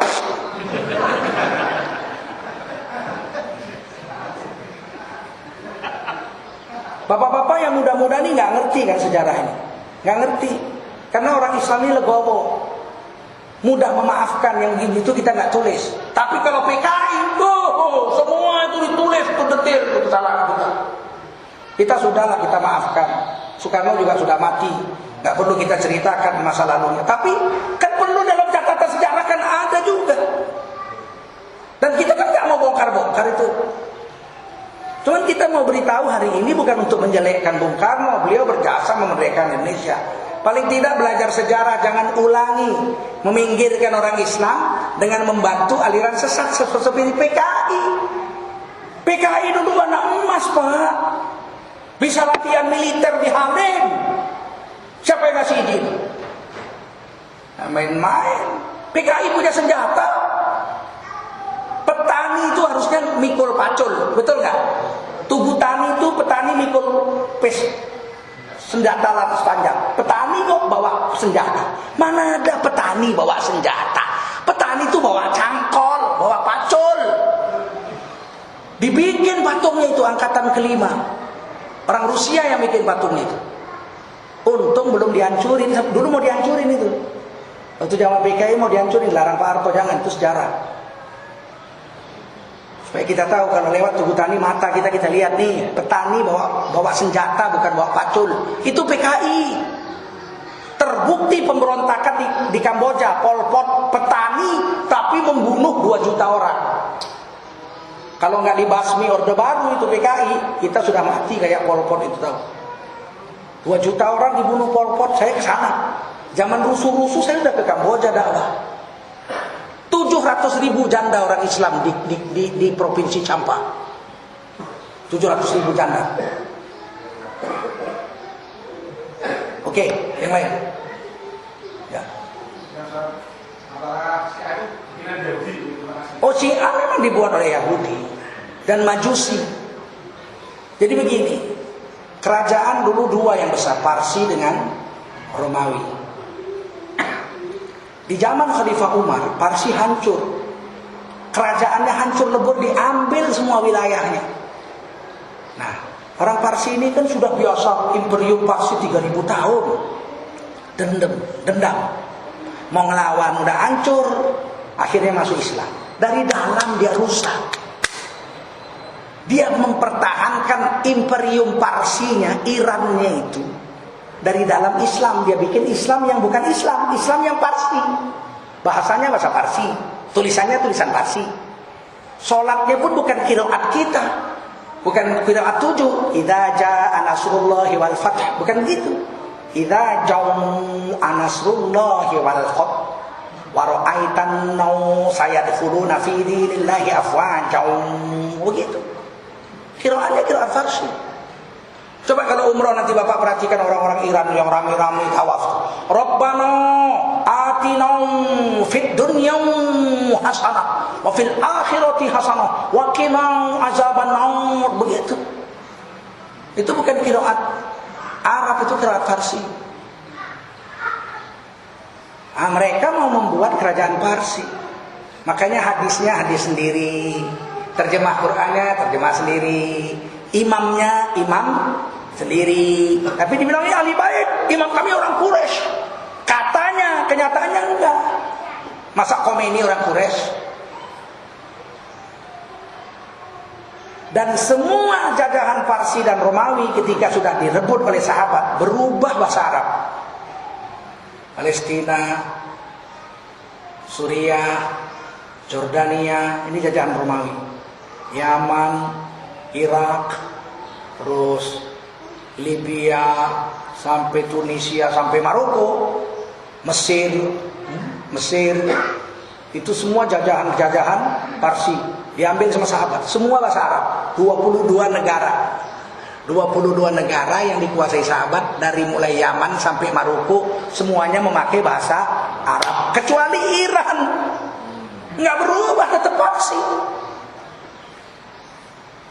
Padahal takluknya di zaman Sayyidina Umar. Nah sekarang mereka ini mau membuat imperium Parsi yang baru. Makanya semua orang Iran yang besar di negara orang memberontak. Irak, Bahrain sekarang mau kan, Yaman sudah, ya kan, Pakistan sekarang lagi main, Lebanon sudah diambil, Suriah sudah dikuasai, tinggal Saudi. Saudi itu kelilingnya udah Syiah semua. Jangan main, kalau Yaman hari itu diambil Houthi, tidak dihajar oleh Saudi, maka keliling Saudi itu semua udah Syiah. Bahrain itu 80% Syiah. Menggulingkan Raja Bahrain itu kecil, mereka cuma 20%. Kasih senjata sama tentara Iran habis. Bahrain cuma ratusan ribu penduduknya. Dari mulai utara sampai Yaman di belakangnya, itu keliling Saudi itu sudah Syiah. Makanya jangan main-main dengan politik. Kita bukan bodoh politik, tahu juga. Cuman mereka ini bukan mau mendirikan Islamnya, tapi mau mendirikan Parsinya.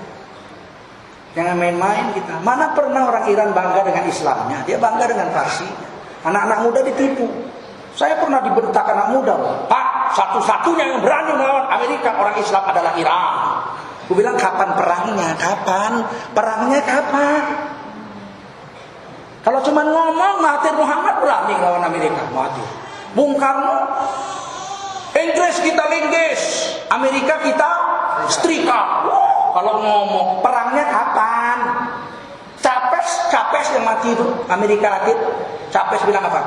Amerika setan besar, George Bush setan besar. Oh, kalau soal ngomong, perangnya kapan? Jangan lupa ya, Ayatollah Khomeini itu menggulingkan Shah Iran dari Perancis.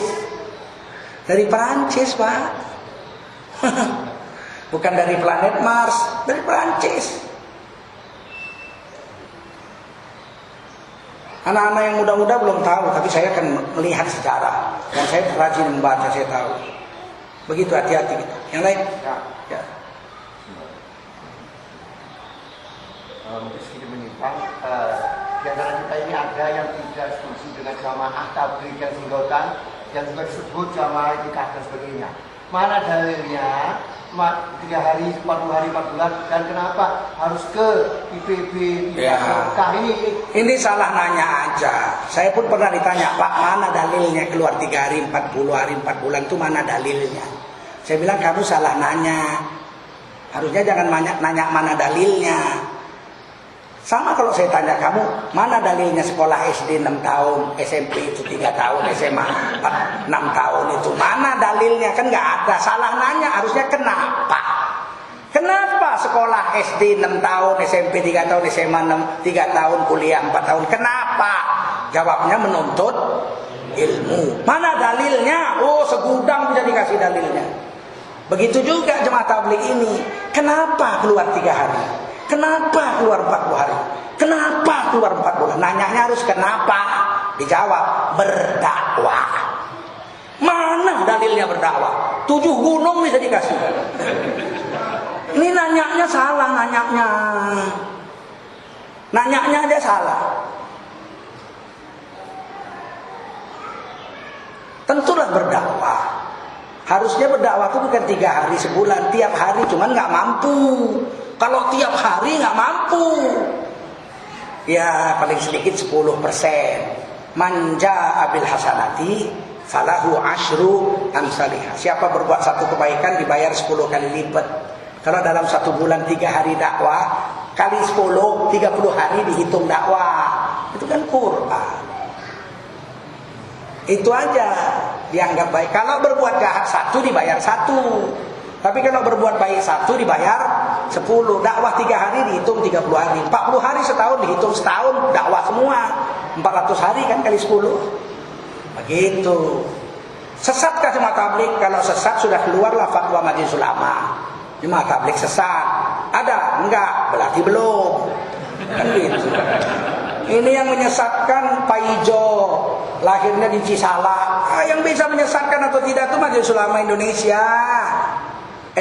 Itu Islam Jamaah sesat, ada fatwanya.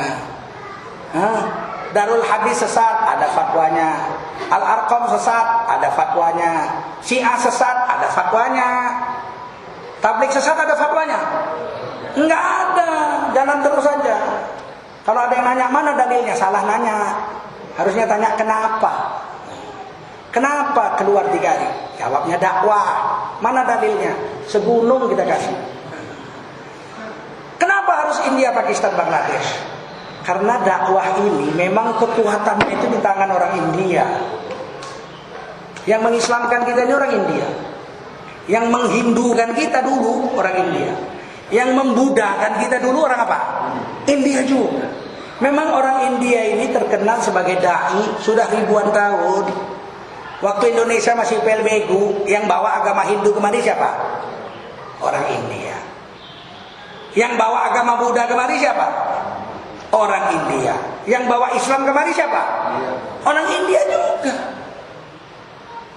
Memang mereka itu da'i. Kalau ke Saudi nggak bisa, mau belajar dakwah ke Saudi mana bisa? Itikaf di masjid aja diusir di Saudi. Nggak bisa. Ceramah di Saudi nggak dikasih izin. Ceramah begini nggak dikasih izin di Saudi. Kecuali ada SIM, surat izin mendakwah. Makanya ke India, Pakistan, Bangladesh, meskipun negara itu bukan negara Islam di India itu, tapi saya pernah di sana keliling. Di mana-mana saya ceramah nggak muat masjid, sampai jalan raya ditutup. Ada ulama dari Indonesia tutup jalan raya. Begitu, dan saya nggak diterjemah, langsung bahasa Inggris saja saya di sana, tidak diterjemah. Makanya belajar dakwah itu di India, Pakistan, Bangladesh. Di sana itu merdeka kita dakwah. Apalagi Bangladesh itu punya kelebihan ya. Kita itu selama di Bangladesh nggak masak, nggak nyuci. Yang nyucikan baju kita jemaah orang kampung, yang ngasih makan kita jemaah orang kampung. Kita nggak keluar uang. Bahkan orang miskin gadai sepatu supaya bisa ngasih makan kita. Menggadaikan sepatu supaya bisa ngasih makan kita. Dakwah, aduh, saya pernah mendatangi orang Bangladesh. Disuruh dia keluar, sudah tercatat namanya, mau keluar setahun ke Perancis. Itu perlu $3.000. Wah, banyak $3.000 loh, bukan sedikit. Saya suruh datengin, ya udah datengin. Ajak terus ambil tasnya. Sebab dalam minggu ini dia sudah berangkat. Ya, saya datanglah sama penunjuk jalan. Jauh rumahnya di tengah sawah. Di tengah sawah. Mana rumahnya? Itu. Udah dekat. Ada gubuk di tengah-tengah sawah. Lantainya tanah, dindingnya itu tai kerbau, atapnya itu daun batang padi. Aduh, assalamualaikum, waalaikumsalam. Diangkat pintunya dari bambu diangkat. Aduh, lebih cakep pintu kandang ayam saya dari besi. Dilas, masya Allah. Saking sayangnya sama ayam, kandang ayam saya itu dilas dari besi. Saya penggemar ayam, Pak. Diangkat engselnya nggak ada. Mehman, tamu, udah silakan duduk, duduk, kasih minum, duduk. Di lantainya itu digelar, lantainya tanah, digelar pakai karung. Kalau dulu namanya goni karung. Duduk, kasih minum. Terus yang nunjukin jalan itu dalilnya, ikut saya. Ngomong. Bagaimana saya mau ngomong rumahnya begitu gubuk reot, mau disuruh dakwah setahun ke Perancis biayanya $3.000. Dari mana duitnya? Saya bilang, ngomong. Kamu suruh ngomong. Kamu mutakalim, kamu yang ngomong. Akhirnya saya ngomong. My brother. Amar nam Zulkarnain. Aku namaku Zulkarnain. Mehman Indonesia. Masya Allah. Udah gajah ini namamu tercatat. Mau pergi ke Perancis tahu. Oh iya. Dalam minggu ini kita sudah berangkat, jadi harus pulang. Sekarang siap-siap pakai. Oh iya. Dia masuk ke dalam, terus nggak lama keluar dari bawah tabir itu tas bodol. Tasnya aja jelek. Kalau tas di rumah saya itu tas berkurang lah saya bilang. Keluar. Habis itu dia nangis-nangis dan nangis-nangis sama istrinya. Terus keluar. Oke, ayo kita berangkat. Ini biaya $3.000. Oh ya ini duitnya. Udah ada $3.000. Dikasih ke saya. Oh ya mari saya angkat. Itu sambil mikul tas itu saya sambil jalan nangis saya. Ya Allah, rumah reot lebih cantik kandang ayam saya. Tapi dia dakwah ke Perancis 1 tahun duitnya $3.000. Maka kita disuruh belajar ke sana. Belajar sifat. Kalau alim kita. Kalau bicara agama lebih hebat kita. Tapi amal agama kita malu, Pak. Saya di New York nginap di hotel Indonesia di Masjid Indonesia Al-Hikmah. Masjid Indonesia yang dibangun Pak Harto dari dana abadi Muslim Pancasila. Saya tidur situ ada kamar. Salju tinggi orang, Pak. Salju, masya Allah tinggi. Saya kesana masih musim dingin, es masih ada. Subuh saya pikir ini yang sholat paling lah 2 orang, 3 orang. Sholat subuh. Ternyata dapat 3 sofa. Semuanya orang Bangladesh. Orang Indonesia hanya 1 yang megang kunci.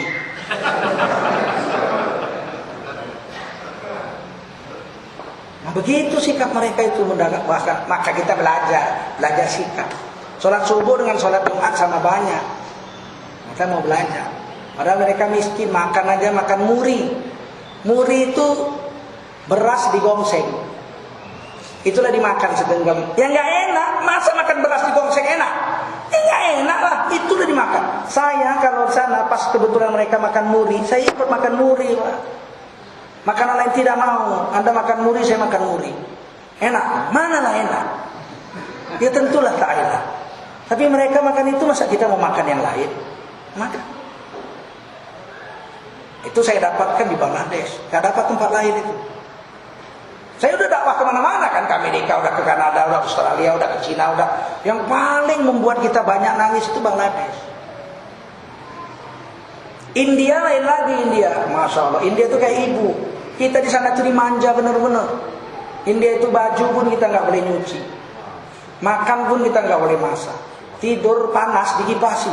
Masya Allah. Mana ada orang kayak gitu. Musim panas kita nggak bisa tidur. Lalat ribuan ekor. Malam nyamuk jutaan ekor.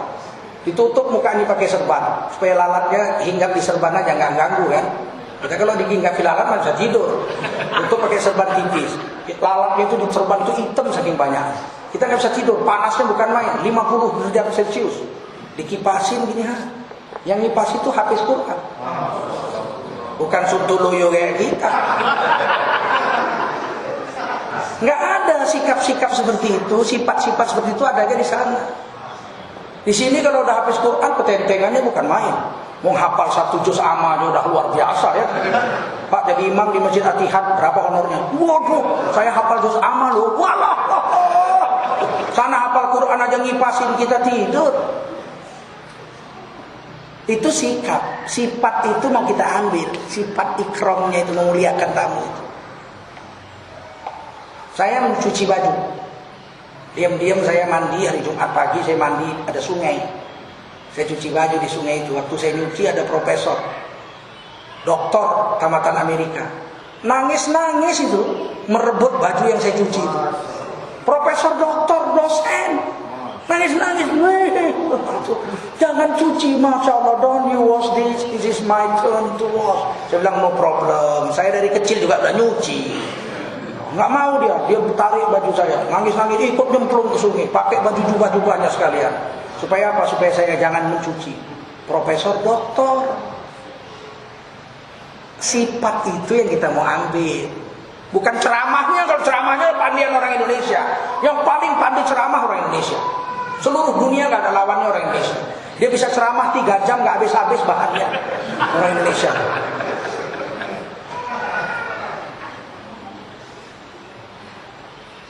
Pakistan lain lagi. Pakistan itu agama itu dipaksa. Itu sifat gak ada tempat lain. Kalau kita ngajak orang ke masjid jauhlah, tok. Assalamualaikum, waalaikumsalam. Kami dari Indonesia tamu, marilah kita ke masjid sebentar lagi akan ada sholat maghrib dan ada ceramah tentang iman dan amal soleh. Itu dalilnya itu. Sekarang pakai lagi. Kalau nggak kupukul kok nanti. Mau begitu. Saya bilang apa? Tenang aja tenang. Tunggu, ayo cepat. Kalau pintunya kan dari besi itu di sana, itu pintu besi.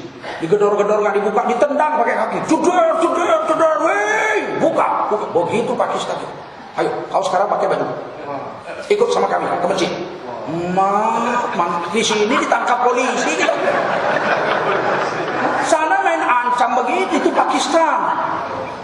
Oh, apalagi Pakistan yang berbatasan dengan Afghanistan, namanya Fustun. Jadi kan ada istilah Fustun itu waktu Lutfi Hasan ketangkep, itu kan ada Fustun. Itu maksudnya perempuan Pakistan perbatasan Afghanistan. Itu hidungnya mancung, bibirnya tipis. Fustun. Tapi kalau sholat pakai senapang mesin M16 di Panggul. Situ nggak ada laki-laki nggak pakai senapang, semua pakai M16 di perbatasan Fustun itu. Afghanistan dengan Pakistan yang berbatasan itu bahasanya Fustun, sukunya Fustun. 2 negara tapi satu suku. Begitu di Pakistan, maka kita ke sana mau ambil sifatnya. Kalau di India itu seperti ibu, salah pun kita dibiarin. Kalau di Pakistan seperti bapak, salah sedikit sabet. Kalau Bangladesh itu seperti kakek. Bagaimana kakek dengan nenek menghadapi cucu? Tangting. Aduh. Di Bangladesh itu kita kayak raja. Makan enak, tidur enak, Masya Allah. Tidak ada sifat-sifat itu kecuali di 3 negara itu. Saya sudah ke Mekah, tiap tahun saya ke Mekah. Mekah itu paling egois. Roti 1 rial aja kurang duitnya ditagih. Pahit ya. Nah, dia bilang, walah nggak ada duit, maaflah sedekah. Lah sedekah, pahit ya. Itu orang Badui itu kayak orang Batak. Bahasanya kasar, kayak gitu. Itu kita dapatkan sifat-sifat dai itu memang di 3 negara itu. Dan kalau pertemuan dakwah itu sedunia yang paling banyak itu di Bangladesh, 4 juta orang. Bayangkan 4 juta orang sholat berjemaah di bawah satu imam, nggak pakai mikrofon, cuma pakai mubalik sampai muadzin aja. Allahu Akbar, Allahu Akbar. Sampai berapalah suaranya itu? 100 meter. 100 meter ada muadzin baru. Allahu Akbar. 100 meter lagi. Allahu Akbar. Softnya itu 3 kilometer. Sholat itu akhirnya begini. Yang di bawah udah sujud tek. Yang di belakang nyusul tek. Yang di belakang nyusul tek. Di belakang nyusul tek. Di belakang nyusul tek. Yang sini masih sujud, yang sini udah berdiri. Tek. Masya Allah. Kita baru lihat hebatnya Islam di bawah satu komando. Sholat tanpa pakai mikrofon bisa rapi begitu. Di Bangladesh Pak, tempat lain nggak ada. Di Mekah aja nggak ada. Kita kalau pergi ke Arafah, sholatnya satu tenda satu imam satu. Mana ada? Coba kalau Arafah itu semuanya sholat satu imam, 2 juta orang. Gentar seluruh dunia tahu. Tapi nggak pernah dibuat. Satu rombongan aja khotibnya berantem. Aku khotib, aku khotib. Berantem, rebutan honor khutbah Arafah. Ini pengalaman Pak, saya ini sudah tua Pak, sudah 51 tahun saya. Saya dakwah sejak SMA kelas 1. Saya sudah keliling dunia juga, sudah ke Pakistan, Bangladesh, ke India, kemana-mana sudah. Ya. Saya memang menyisakan waktu saya juga untuk dakwah 10/10 dengan susah payah. Ya. Nah ini aja, jadi begitu, jalan terus. Kalau ada yang nanya itu salah nanya Pak. Jangan tanya apa dalilnya, mana dalil, kenapa. Tanya kenapa, why. Begitu saja. Dan kalau kita diejek orang dakwah biasa. Nabi aja dilempari dakwah kok. Apalagi cuman kita. Saya tuh kalau dakwah ikut rumah tabligh diusir-usir biasa. Padahal kalau dia ngundang saya 2 bulan belum tentu dapat giliran. Saking sibuknya saya. Kalau dia telepon, Pak ceramah Pak di masjid kami, 2 bulan belum tentu dapat ikut. Giliran awak datang, kita datang baik-baik di situ, nggak diundang diusir. Maaf Pak, masjid kami nggak menerima. Ngundang saya aja belum tentu dapat. Syukur saya mau datang situ. Nggak tahu diri orang sekarang ini. Belakangan baru itu kujukan lainnya. Iya, waduh, maaf Pak, nggak tahu. Coba diusir. Padahal apa sih ruginya kita di masjid, kita nggak ngotori masjid, tidur pakai alas, makan buat sendiri, ngajak dakwah orang pun dengan lembut hati, dengan kata-kata lembut, ceramah pun nggak dibayar. Nah, di mana ruginya masjid? Kalau perlu listriknya kita bayar, kenapa? Kita keluar 3 hari berapa biaya listrik? Kita bayar, mau kita bayar. Nggak pernah merugikan masjid. Mudah-mudahan bisa kita amalkan. Subhanallah bihamdihi, subhanakallahumma wa bihamdika, asyhadu an la ilaha illa anta, astaghfiruka wa atubu ilaik. Subhana rabbika rabbil izzati amma yasifun, wa salamun alal mursalin, walhamdulillahi rabbil alamin. Wassalamualaikum warahmatullahi wabarakatuh.